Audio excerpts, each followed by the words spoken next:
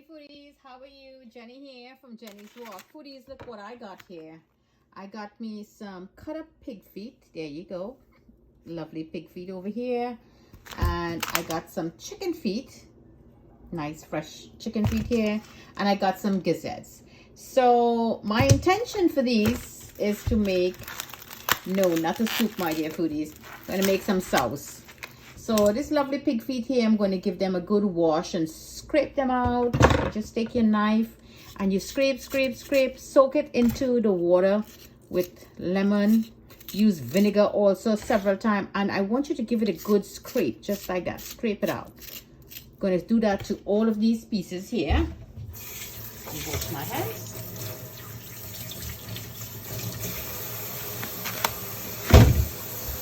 Drop that in there. We're going to see about that just now. And now for the chicken feet. So the chicken feet, see, I protect my counter with a piece of newspaper. You could do that also. So for the chicken feet, this is a different way now. Get that really sharp knife. So what you're going to do, we're going to do the same thing. I want you to open it like this, and you're going to cut this part off, because when the chicken is walking around, you tend to get like a little boo-boo over here. So you could cut it very deep. You could cut it light. If you don't see anything, you still cut it. That is what I do. You cut it off just like so. And you could take your scissors and you could cut on the joints. Give her a good manicure. There you go. Cut all the nails out just like so. Again, you're going to take this knife and you're going to scrape everybody up really nicely. Each and every piece. And you're going to soak this also in lime juice or lemon juice. Give it a good wash and rinse it again. You could use flour and salt also. Just scrape everybody up clean. It'll be a little slimy, but you need a good scrape. So that is how you're going to prepare this one. Let me wash my hands again. And here we have some gizzards. Now this one, the Latino community, they use that. You all know my husband is Puerto Rican, he's Spanish. So they make a chive or gizzard sauce. It's like a gizzard sauce. You see this guy, look, they forgot to take the skin out. So this is the inner part that you will just give it a good pull and take it off. It comes off really easy. See, very soft. But there's a trick in this also. So you take your knife and you're going to scrape and clean. You will see some kind of white stuff coming out of this also. So you're going to open it out and you're going to scrape every inch of this. And we're going to do the same thing. We're going to have our water with salt and lime juice, lemon juice. We're going to really wash this clean, cut it out, a lot of scrape. Basically, that is how you're going to be doing it. You're just going to scrape and scrape each piece thoroughly. And then we're going to talk about seasoning. So that is how you will clean your gizzards. If you will get it like this, cut in pieces again, it feels very soft, but you need to clean that off. Give it a good scrape. Okay, and then if you want to drop it in hot water and get it another cleanup, that's another way too. You could do it, but this is how I will clean my gizzard. So let me get all of them cleaning and washed until we're ready to season, and I'll show you how to do it. Okay, foodies, so we wash all that chicken feet, pig feet, and gizzard. And I give them a good wash. Now, we all know about food contaminating and cross-contaminating. So I'm going to be using this food together. We're going to be cooking a one-pot meal with this. So it is fine if you're doing that and you're not separating it. You could go ahead and put them together. So in here, I have fish sauce. I'm going to go with 1 tablespoonful of fish sauce. Here I have my Himalayan pink salt. I'm also going to go in with 1 tablespoonful. And we're going to be making some sauce. But you know, I just have to boil the pig feet separately. That's all, because it's a little tougher. And here I have some nice cooking sake wine. I know my food is in the islands. You may not have this, but you could use some rum. Any rum you have, just put some rum in there and it's going to be fine. This is 1 teaspoonful of ginger, and ginger powder. If you have fresh ginger, go ahead.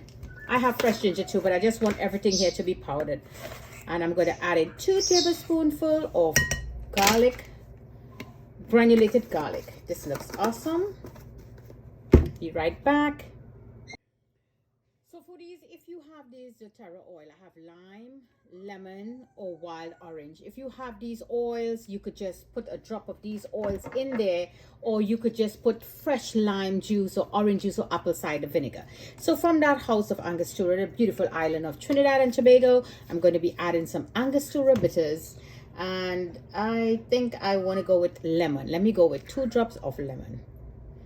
Lovely here.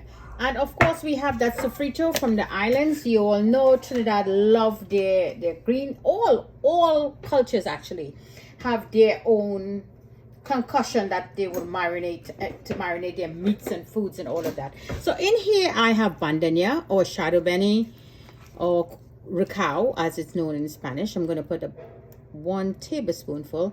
I have fine leaf thyme, flat parsley, curly parsley, ginger, garlic, jalapeno pepper, not too much.